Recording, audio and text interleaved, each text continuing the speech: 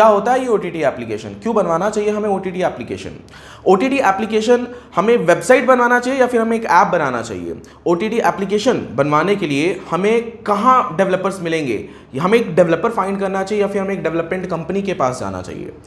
कौन से सर्वर की नीड पड़ती है एक ओटीटी एप्लीकेशन को मैनेज करने के लिए, हमें ओटीटी एप्लीकेशन पे क्या क्या मोनेटाइजेशन मॉडल को इनेबल रखना चाहिए, कौन कौन से फीचर्स को इनेबल रखना चाहिए, हमें ओटीटी एप्लीकेशन बनवाते समय क्या क्या ध्यान रखना चाहिए, और ओटीटी एप्लीकेशन बनने के बाद हमें डेवलपमेंट कंपनी से क्या क्या मिलता है, एडमिन पैनल क्या होता है, ये सारे सवालों के जवाब आज आपको मैं इस वीडियो में देने वाला हूं। इस वीडियो को दोस्तों पूरा एंड तक देखिएगा। अगर आप बिल्कुल नॉन टेक्निकल हैं, आपको नहीं पता है, आप जस्ट एक फिल्म अपना प्रोडक्शन चला रहे हैं, या फिर आपके दिमाग में ऐसा आइडिया आया है कि यस मुझे एक ओटीटी एप्लीकेशन बनवाना है, तो वो सारे सवाल जब आप किसी डेवलपमेंट कंपनी के पास जाते हो ना, जो आपके मन में सारे सवाल रहते हैं, उन सभी सवालों का जवाब आज आपको मैं इस वीडियो में देने वाला हूं। डेवलपमेंट कॉस्ट क्या होता है, हमें ओटीटी एप्लीकेशन बनवाने के लिए डेवलपर फाइंड कैसे करना है, ये सारे सवालों के जवाब आपको आज इस वीडियो में मिलेंगे। वीडियो को दोस्तों एंड तक देखते रहिए। सबसे पहले हम ये समझेंगे कि ओटीटी ऐप क्या होता है। डोंट वरी, मैं इस वीडियो में फुल फॉर्म नहीं बताने वाला हूं, ओवर द टॉप। आपको यह समझना है दोस्तों कि हमें वीडियो पब्लिश करने के लिए बहुत प्लेटफॉर्म मिले हैं। हम यूट्यूब पे अपने वीडियो को पब्लिश कर सकते हैं, फेसबुक पे कर सकते हैं, हम डेली मोशन पे कर सकते हैं, और भी ऐसे बहुत सारे प्लेटफॉर्म है जहां पे हम अपने वीडियो को पब्लिश कर सकते हैं। तो हम ओटीटी एप्लीकेशन क्यों बनवाएं, और ये क्या होता है आजकल ये मार्केट में जो आप सुन रहे हो ओटीटी वेब सीरीज, ये सब क्या होता है।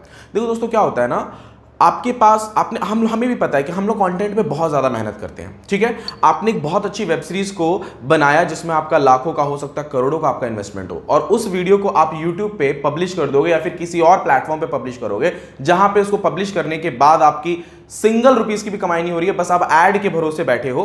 तो इस चीज को खत्म करने के लिए, क्योंकि देखो क्या है ना, यूट्यूब या फिर अदर प्लेटफॉर्म पे जो फीचर्स रहते हैं वो उनके हिसाब से रहते हैं, क्योंकि वो ओनर है उस प्लेटफॉर्म के, मतलब जो ओनर रहते हैं उनके हिसाब से सारे फीचर्स रहते हैं। लेकिन ओटीटी एप्लीकेशन जब आप खुद का बनवाते हो तो यहां पे फीचर्स आप अपने हिसाब से इनपुट कर सकते हो कि आपको पे पर व्यू रखना है, या फिर आपको स्टार्टिंग में फ्री रखना है, कुछ सीरीज के पार्ट आपको पेड रखने हैं, या फिर आप और उसमें मतलब जो फीचर्स रहते हैं नॉर्मली आप अपने हिसाब से यहां पे ऐड कर सकते हो। ये होता है कंप्लीट एक ओटीटी एप्लीकेशन बनवाने का फायदा, ठीक है। क्यों बनवाना चाहिए, रीजन भी यही है कि आप अपने हिसाब से यहां पे मैनेज कर सकते हो, कंटेंट आपके हैं, आप अपने हिसाब से यूजर्स को सर्व कर सकते हो, आप उन्हें बहुत सारी चीजें कस्टमाइज कर सकते हो। इसलिए सिर्फ पैसा कमाने के लिए नहीं, लोगों को मतलब एक मनोरंजन भी हो रहा है, आपका पैसा भी कमाना हो रहा है, प्लस यूजर हमेशा आपके साथ एंगेज्ड हो रहा है। आप भविष्य में उस चीज को लेके कुछ बड़ा प्लान कर सकते हो। अगर आपके पास अच्छे खासे यूजर्स हैं तो आप बहुत अच्छा प्लान कर सकते हो अपने भविष्य में कि और भी अगर मैं वीडियोस बनाता हूं और भी वीडियोस को प्रोड्यूस करता हूं तो मैं आगे चल के उन यूजर्स के जरिए और पैसा कमा सकता हूं, या फिर उनके जरिए और भी बहुत सारे बड़े बड़े काम आप कर सकते हो।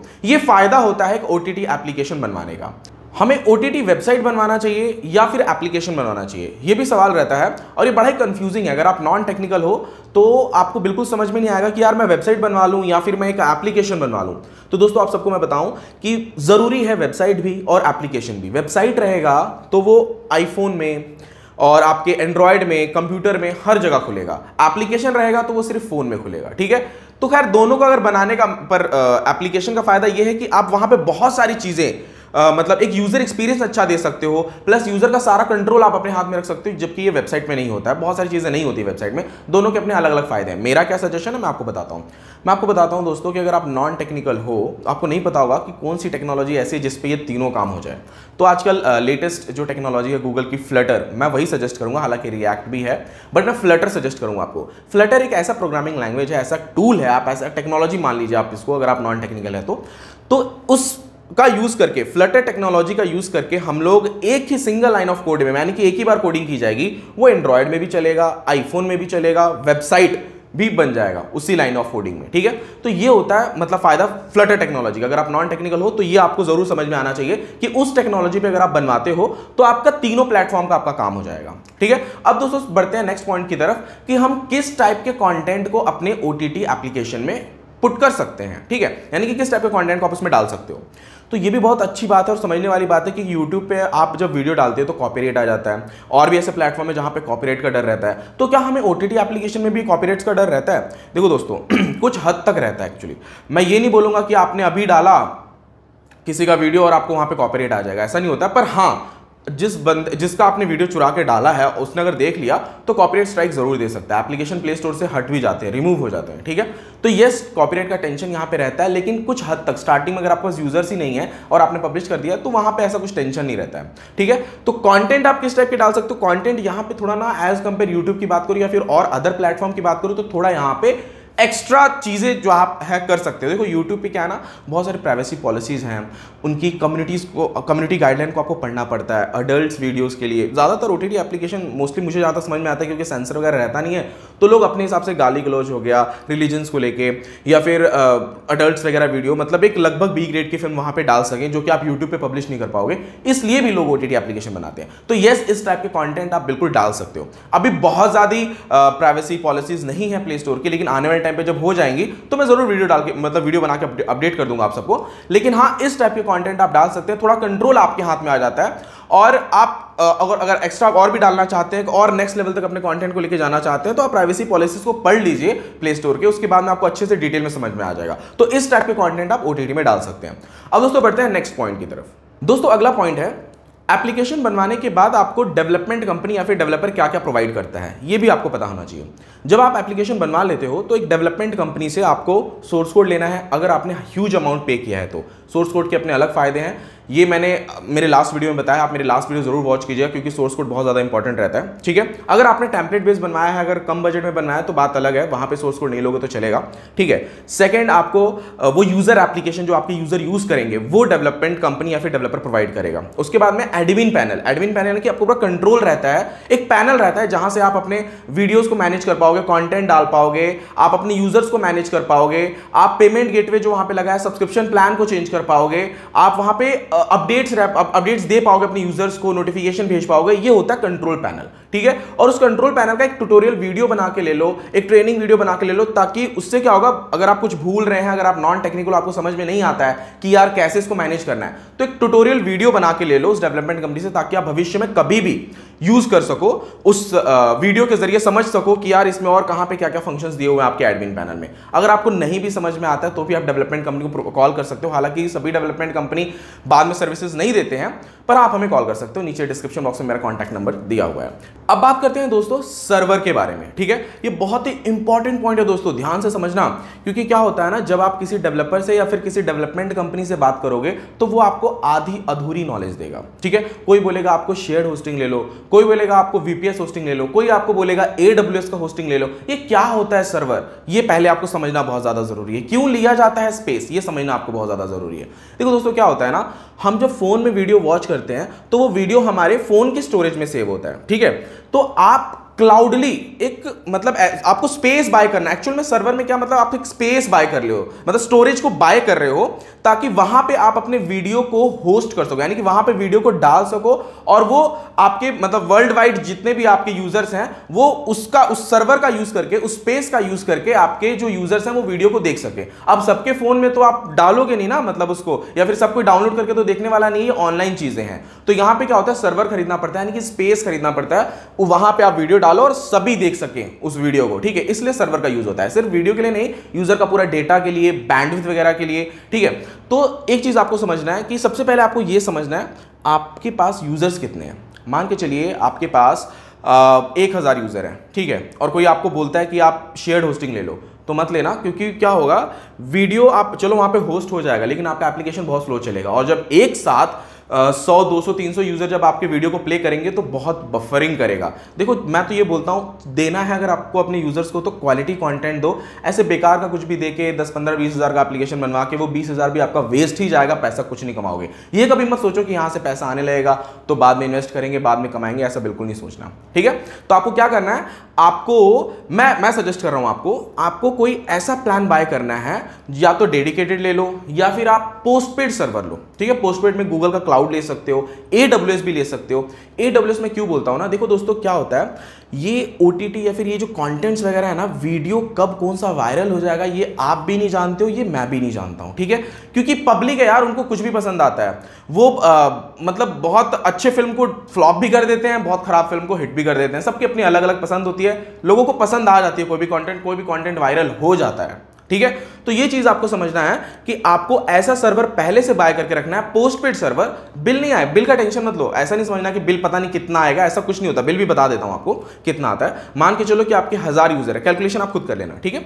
मान के चलो कि आपके 1000 यूजर हैं, आपने पोस्टपेड सर्वर ले लिया, आपके अपने एप्लीकेशन में आपने 50 से 100 कंटेंट डाल के रखे हैं, वो 1000 यूजर में से 100 डेली के आपके एक्टिव यूजर हैं। तो आप मान के चलो कि आपका महीने का 3000-4000 का बिल आएगा, ठीक है। पर वो 3-4000 का बिल आपको उससे ज्यादा फायदा भी देके जा रहा है। 100-150 अगर यूजर आपके एप्लीकेशन में डेली एक्टिव हैं, वॉच कर रहे हैं, तो आप उनके सामने एड्स दिखा सकते हो। वो 100 अगर आपने सब्सक्रिप्शन प्लान पे अगर आपके कंटेंट को प्ले कर रहे हैं, तब तो बहुत अच्छी बात है। तो चीजें बहुत ज्यादा होती है। कभी भी कैलकुलेशन इस तरीके से करने का कि मान के चलो आप 100 रुपए कमा रहे हो, तो 20 से 30 रुपए 40 रुपए आपका सर्वर में जाने वाला है, मानी 30% मान के चलिए कि आपका सर्वर में जाने ही वाला है। तो ये होता है पूरा सर्वर। और सर्वर मैं सजेस्ट करता हूं कि पोस्टपेड ही लेना, प्रीपेड कोई मतलब नहीं है, क्योंकि ये जो ओटीटी वगैरह रहता है ना, ओटीटी एप्लीकेशन में कब कौन सा कंटेंट वायरल होगा ये हम नहीं जानते हैं।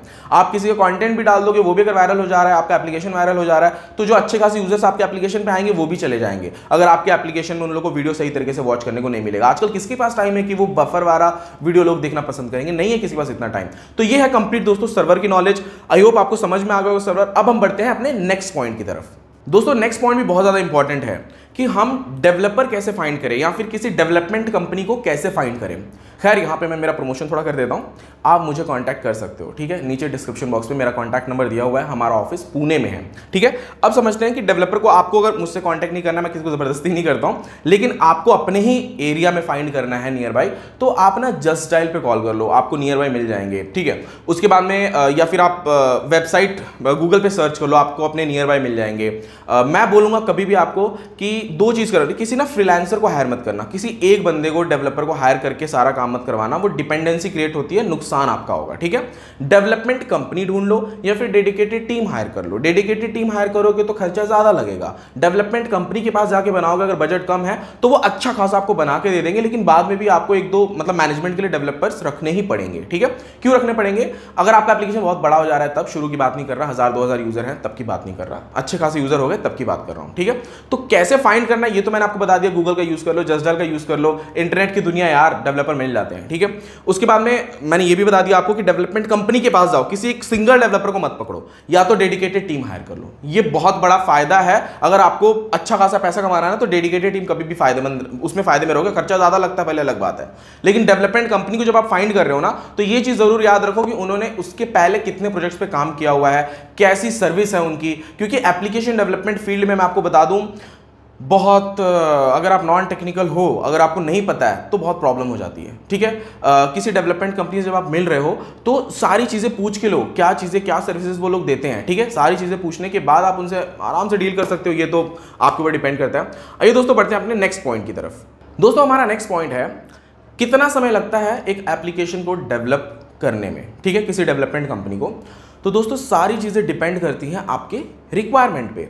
मान लीजिए कि आपकी एक बेसिक रिक्वायरमेंट है कि भाई मैं वहाँ पे सिर्फ कंटेंट डालूंगा और वहाँ से यूज़र वॉच करेंगे, सब्सक्रिप्शन प्लान डाल देना है। इतना ही बस करने में 15 से 20 दिन किसी डेवलपमेंट कंपनी को लग सकता है। लेकिन आपकी एक्स्ट्रा रिक्वायरमेंट है कि भाई मेरे को यूआई पूरा अलग चाहिए सब किसी से, मैं उसके अंदर अपने हिसाब से फीचर्स को इनपुट कर रहा हूँ, पेपर व्यू डाल रहा हूँ। पेपर व्यू यानी कि हर वीडियो के पहले उनको 1 रुपये मान के चलो वॉच करना है, मतलब पे करना है, उसके बाद में वॉच कर सकते हैं। आप उसके अंदर गेम्स भी डाल रहे हो, आप उसके अंदर प्लेयर भी अपना खुद का डाल रहे हो, ठीक है। तो बहुत सारी चीजें हैं, सारी चीजें डिपेंड करती हैं रिक्वायरमेंट के ऊपर, ठीक है।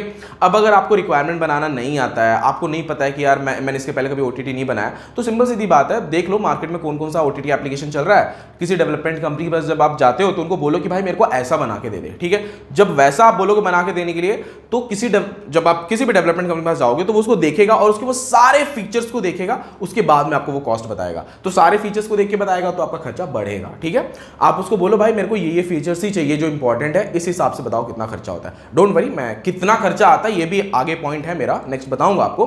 बट मतलब मान के चलो आपका एक मिनिमम मान के चलो कि 45 डेज का टाइम लगेगा डेवलपमेंट प्रोसेस में। मिनिमम रिक्वायरमेंट की बात कर रहा हूं, आपके कितने रिक्वायरमेंट है, जब ज्यादा रिक्वायरमेंट होगा तो टाइम भी ज्यादा लगेगा, ठीक है। लेकिन अगर आपकी मिनिमम रिक्वायरमेंट है तो 45 डेज मान के चलो, 15 से 20 दिन डेवलपमेंट हो गया, 10 दिन आपका टेस्टिंग में मान लो, 5 दिन आपका पब्लिश वगैरह करने में चला गया और 5 दिन उसमें पकड़ लो बग्स वगैरह आए, तो इस तरह करके मान लो 45 दिन का समय लग जाता है टोटल, ठीक है। उसके बाद में अब दोस्तों हम लोग समझते हैं कि एप्लीकेशन डेवलपमेंट पूरा कंप्लीट होने के बाद आपको क्या क्या सर्विसेज मिलनी चाहिए डेवलपमेंट कंपनी से, और या फिर आपको भविष्य में किन सर्विसेज या फिर क्या एएमसी वगैरह क्या होता है, इन सब चीज़ों की जरूरत पड़ेगी या नहीं पड़ेगी। तो सबसे पहले बात करते हैं दोस्तों कि एप्लीकेशन डेवलपमेंट पूरा प्रोसेस कंप्लीट होने के बाद आपको कम से कम 1 मंथ की सर्विस फ्री मिलनी चाहिए एक डेवलपमेंट कंपनी से, क्योंकि आपने सर्विस ली है तो हो सकता है कि कुछ बग्स या फिर कुछ पॉइंट्स रह गए होंगे, वो सारी चीज़ें कवर करने के लिए 1 मंथ की सर्विस कोई भी डेवलपमेंट कंपनी फ्री देती है, ठीक है। उसके बाद में अब कोई भी से मेरा मतलब ये है कि एक बार आप ये उनसे खुद ही पहले पूछ लीजिएगा किसी डेवलपमेंट कंपनी में जब आप जा रहे हो तो वो क्या क्या सर्विस देने वाले हैं, ये आप लोग उनसे पहले पूछ लेना ज़्यादा जरूरी रहता है कि वो कितनी मंथ की सर्विसेज फ्री देने वाले हैं। आफ्टर ऐप डेवलपमेंट सर्विसेज बहुत ज़्यादा इंपॉर्टेंट रहती हैं, अगर आप नॉन टेक्निकल हो आपको बहुत प्रॉब्लम आएंगी, ठीक है। बहुत प्रॉब्लम मतलब इतना भी बहुत बड़ा रॉकेट साइंस नहीं है, बट छोटे मोटे प्रॉब्लम्स आते ही रहते हैं, ठीक है। तो ये चीज़ है कि 1 मंथ की सर्विस आपको फ्री ले लेनी है उनसे। उसके बाद में अगर आपको ऐसा लगता है कि यार मेरा एप्लीकेशन बहुत अच्छा चल रहा है तो आप उनसे एएमसी करवा लो, एनुअल मेंटेनेंस कॉन्ट्रैक्ट। अब एनुअल मेंटेनेंस कॉन्ट्रैक्ट में क्या होगा कि वो आपके एप्लीकेशन को मैनेज करेंगे। मैनेज से मेरा मतलब है कि एडमिन पैनल आपको ही मैनेज करना है, वो आपके एप्लीकेशन में कहीं कुछ बग्स आ रहा है, कुछ प्रॉब्लम आ रही है तो वो आपका पूरा सॉल्व करके दे देंगे। एएमसी जो रहता है ये सबका सभी डेवलपमेंट कंपनी का अपना अलग अलग कॉस्ट रहता है। जैसे हमारे यहाँ पे हम मंथली 15,000 रुपीज लेते हैं, पूरा मैनेज करते हैं सारी चीज़ों को। हो सकता है अदर कंपनी में 10,000 हो, 20,000 हो, 40,000 हो, सबका अलग अलग रहता है। ये डिपेंड करता है कि वो सर्विसेज कितने समय तक दे रहे हैं या फिर कब कब दे रहे हैं, कितना बग सॉल्व करेंगे, क्या क्या उसमें इंक्लूडिंग है, अपडेट्स, फीचर्स, बहुत सारी चीजें रहती हैं, सबका इस हिसाब से अलग अलग अपना खर्चा रहता है। तो 15,000 पर मंथ हम लोग का खर्चा रहता है, बट नॉर्मली लगभग इतना ही रहता है, ठीक है। आप ईयरली भी ले सकते हो, डिपेंड ऑन यू। तो एएमसी करवा लेना जरूरी रहता है जब आप अपना एप्लीकेशन अब अच्छे लेवल पे आपका जब जाने लगे। तो स्टार्टिंग में मुझे नहीं लगता कि जरूरत पड़ेगी आपको एएमसी की, अगर आपके पास यूजर ही नहीं है तो मुझे नहीं लगता कि आपको एएमसी लेना चाहिए, ठीक है। अब दोस्तों बढ़ते हैं अपने नेक्स्ट पॉइंट की तरफ। दोस्तों हमारा नेक्स्ट पॉइंट है कि ओटीटी एप्लीकेशन बनवाने के बाद हम इसमें क्या क्या मोनेटाइजेशन मॉडल रख सकते हैं, ठीक है। एक ओटीटी एप्लीकेशन है, ठीक है, हमने बनवा लिया, लेकिन पैसे कमाने के और क्या क्या तरीके हैं इसके अंदर। तो सबसे पहला तरीका है आप इसमें गूगल के एड्स लगा सकते हो। एड्स है ना, मुझे लगता है बहुत अच्छी खासी अर्निंग हो जाती है अगर आपके पास यूजर्स हैं तो, आप अच्छा क्वालिटी कंटेंट दे रहे हैं तो, ठीक है। एड्स लगा लो, स्पॉन्सर्ड ऐड के जरिए अच्छी खासी कमाई हो जाती है। बाकी आपका सब्सक्रिप्शन प्लान तो है ही उसके अंदर। उसके बाद में आप यहाँ पे एफिलिएट लिंक वगैरह भी मतलब डाल के अपने एप्लीकेशन को इस हिसाब से डिजाइन करो ताकि वहां पे आप एफिलिएट प्रोडक्ट भी सेल करके अच्छा खासा कमीशन कमा सको वहां से, ठीक है। तो ये 4 तरीके मुझे लगते हैं। अब आपको क्या लगता है कि आप अपने एप्लीकेशन में कहां पे क्या कैसे क्या इनपुट करा के पैसा कमा सकते हो, ये तो आपकी सोच है, ये आपका लॉजिक है, ठीक है। बट ये 4 तरीके मुझे लगते हैं कि मस्ट हैं। इतना करके भी आप इनफ पैसा कमा लोगे, आपका अच्छा खासा रेवेन्यू जनरेट होना स्टार्ट हो जाएगा। उसके ऊपर आप ना डिपेंडेंसी क्रिएट कर सकते हो कि भाई मैं कंटेंट बना के डालता हूं और मेरे को एक फिक्स अमाउंट इतना आता रहे। तो ये चीजें रहती हैं, ये होता है इसका मोनेटाइजेशन मॉडल। ये सारी चीजों को आप उसमें इंप्लीमेंट कर सकते हो, ठीक है, जो मैंने 4 पॉइंट बताया। अब दोस्तों बढ़ते हैं, बड़ा इंपॉर्टेंट पॉइंट है ये, और आप लोग शायद इसके लिए इस वीडियो को यहाँ तक देखे होंगे कि कितना खर्चा आता है एक एप्लीकेशन को बनाने में, एक ओटीटी ऐप को बनाने में कितना खर्चा आता है। तो देखो दोस्तों क्या है ना, कभी भी किसी डेवलपमेंट कंपनी से जब आप बात करो तो शुरू में ये सवाल कभी मत पूछना कि खर्चा कितना आएगा। पहले समझ तो लो कि चीज़ें क्या दे रहे हैं आपको, ठीक है। तो आपको ये समझना है कि आपका जो रिक्वायरमेंट है अगर तो वो कम है, मान के चलो जो मार्केट में इस टाइम रनिंग पे है एप्लीकेशन उनकी तरह ही है, बस थोड़ा बहुत कस्टमाइजेशन है, तो 1.5 से 2 लाख का आपके पास बजट होना चाहिए। अगर आपको ये लगता है कि नहीं यार मेरी रिक्वायरमेंट इन सबसे अलग है, कुछ नया है और आप नई टेक्नोलॉजी पे भी काम करवा रहे हो, ठीक है, तो उस समय आपका बजट 3 से 4 लाख का होना चाहिए, ठीक है। अब ये जो 3 से 4 लाख मैंने बताया, ये एक मिड रेंज की कंपनी के लिए मैंने बताया है, इससे कम में भी आपका काम हो सकता है। अगर आप छोटी मोटी कंपनी को पकड़ लोगे तो वो आपका 50,000 में 1 लाख में भी बना देंगे, बट छोटी मोटी कंपनी सर्विस अच्छी नहीं देते हैं। एक मिड रेंज कंपनी जो रहती है वो सर्विस अच्छी दे देगी, आपको सेटिस्फैक्शन सर्विस मिल जाएगी, आप अच्छा खासा अपने एप्लीकेशन को पब्लिश वगैरह भी कर लोगे, अच्छे लेवल पर लॉन्च भी कर दोगे। अब बहुत बड़ी कंपनी के पास जब जाओगे तो वहां पर प्रॉब्लम क्या होगा, सर्विस तो वो भी उतनी ही देंगे जितनी मिड रेंज कंपनी वाली दे रही है, बट वहां पर खर्चा ज्यादा लगेगा आपका, ठीक है। बड़ी कंपनी ब्रांडेड है ऑलरेडी, तो वहां पे सर्विसेज ऑब्वियसली अच्छी मिलेगी आपको, लेकिन खर्चा आपका वहां पे 10 लाख से 15 लाख के बीच में हो जाएगा। तो मैं आपको इतना बोलता हूं कि अच्छी खासी रिक्वायरमेंट है अगर आपके पास, तो एक 3 से 4 लाख का बजट रखने का। अगर आपको लगता है बेसिक रिक्वायरमेंट है मेरी सेम क्लोन चाहिए, मतलब फीचर्स मेरे खुद के डालो, तो उस हिसाब से मतलब थोड़े बहुत फीचर्स है तो 1.5 से 2 लाख का बजट होना चाहिए। टेम्पलेट बेस बनवाना है तो मैं टेम्पलेट बेस सजेस्ट नहीं करता हूं, बिकॉज टेम्पलेट में ना बहुत बग्स वगैरह आने लगे हैं आजकल, तो वो 30 से 40,000 में भी बन जाएगा, बट मत बनाओ टेम्पलेट बेस, मेरा सजेशन कभी नहीं रहेगा, ठीक है। ओटीटी में तो बिल्कुल नहीं यार, इतने बग्स रहते हैं, आप लोगों को बहुत प्रॉब्लम आएगा। अच्छा पैसा कमाना है तो मत बनाओ टेम्पलेट बेस, ठीक है। तो आप लोग मतलब ये बजट लेके चलोगे तो आपका बन जाएगा। बट क्या होता है ना, सभी डेवलपमेंट कंपनी का अलग अलग डेवलपमेंट कॉस्ट रहता है। कॉस्ट जानने के लिए आप हमें कॉल भी कर सकते हो, नीचे डिस्क्रिप्शन बॉक्स में मेरा कॉन्टैक्ट नंबर दिया हुआ है। अब दोस्तों बढ़ते हैं हम लोग नेक्स्ट पॉइंट की तरफ। अब तो भाई हमने एप्लीकेशन पूरा बना लिया, सारी चीज़ें समझ ली। अब जो बहुत इंपॉर्टेंट पॉइंट है वो ये है कि सब कुछ बनने के बाद हम इसे क्या प्ले स्टोर पे पब्लिश कर सकते हैं? यस, बिल्कुल आप इसे प्ले स्टोर पे पब्लिश कर सकते हो। प्ले स्टोर पे पब्लिश करने का $25 चार्जेस आते हैं। आप ऐप स्टोर पे करना चाहते हो तो ऐप स्टोर पे भी कर लो। ऐप स्टोर पे करोगे तो अराउंड मुझे लगता है $100 के आसपास आपको वहाँ पे करना पड़ता है। तो जो प्ले स्टोर का अमाउंट रहता है ये आपको वन टाइम ही पे करना रहता है। ऐप स्टोर के चार्जेस वगैरह आप जाके गूगल पे देख लो क्या क्या है, और शायद उसका ईयरली पे करना पड़ता है। तो ये चार्जेस आपको, मतलब इतना अमाउंट आपको पहले से रखना है अगर आपको ऐप स्टोर पे भी पब्लिश करना है और प्ले स्टोर पे पब्लिश करना है तो। और ये सारी चीज़ें आपको डेवलपमेंट कंपनी ही पूरा पब्लिश करके दे देगी, आप खुद ट्राई मत करो पब्लिश करने का। बस आप प्ले स्टोर अकाउंट खरीद के दे दो जो $25 आता है। उसको खरीदने के लिए आपके पास क्रेडिट कार्ड होना चाहिए, ठीक है। बिना क्रेडिट कार्ड के मुश्किल रहता है प्ले स्टोर का अकाउंट खरीदना, मतलब प्ले कंसोल का अकाउंट खरीदना, ठीक है। तो ये चीज़ें, ये पूरा प्रोसेस रहता है। आपका एप्लीकेशन पब्लिश हो गया। और अगर आप मार्केटिंग में इंटरेस्टेड हो और भी बहुत ज़्यादा जानना चाहते हो कि मार्केटिंग कैसे करते हैं, क्या क्या स्टेप फॉलो करने चाहिए मार्केटिंग करने के लिए, किस तरीके से करना चाहिए, अगर आपका कंटेंट थोड़ा और मतलब वल्गर टाइप का है, उस टाइप का है, तो आप उसको कैसे प्रमोट कर सकते हो, बहुत सारी चीज़ें हैं। अगर आप मार्केटिंग के भी बारे में जानना चाहते हो तो नीचे मुझे कमेंट करके ज़रूर बताना। मैं अपना जो पार्ट 2 है पूरा कंप्लीट मार्केटिंग ऊपर लेकर आऊँगा। आई होप दोस्तों आपको मेरा ये वीडियो बहुत पसंद आया होगा, पूरी नॉलेज मिली होगी। और अगर मिली होगी तो इस वीडियो को लाइक ज़रूर करना। अगर आप मेरे चैनल पर नए हो तो चैनल को सब्सक्राइब कर लीजिए। थैंक यू दोस्तों, मिलते हैं नेक्स्ट वीडियो में।